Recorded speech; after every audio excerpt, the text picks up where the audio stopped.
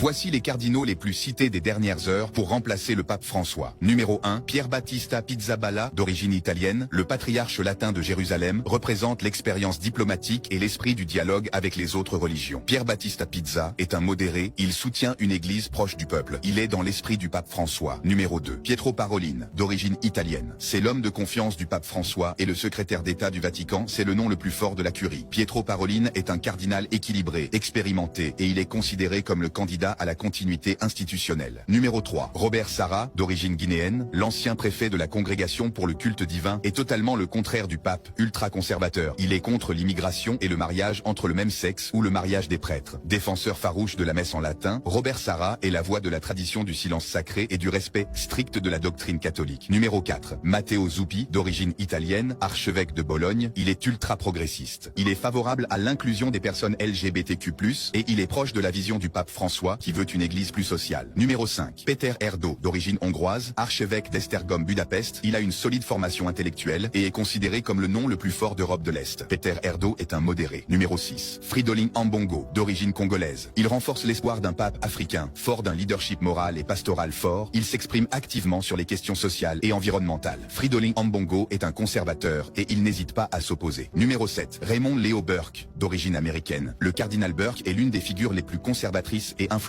du courant traditionnaliste au sein de l'église catholique. Il a la même ligne que Robert Sarah. Numéro 8, Jean-Marc Aveline, d'origine française, proche du pape François, l'archevêque de Marseille est un vrai progressiste. Il est pour l'immigration, le mariage pour tous, et il soutient une église ouverte et sociale. Numéro 9, Luis Antonio Tagle, d'origine philippine. Préfet du Dicaster pour l'évangélisation, il est considéré comme équilibré. Il est contre le mariage pour tous et l'avortement en même temps. Il plaide pour une compassion envers les LGBTQ+.